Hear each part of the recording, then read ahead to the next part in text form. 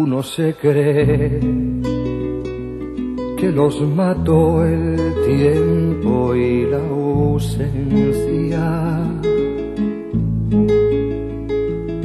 pero su tren vendió boleto de ida y vuelta.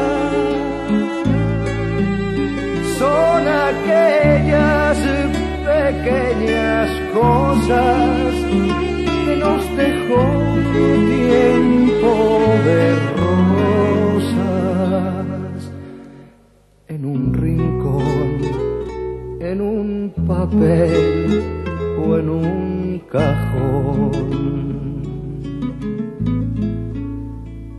Como un ladrón te acechan detrás de la puerta,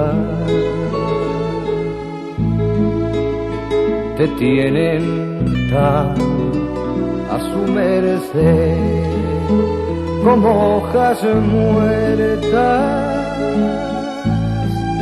que el viento arrastra allá o aquí, que te sonríen tristes y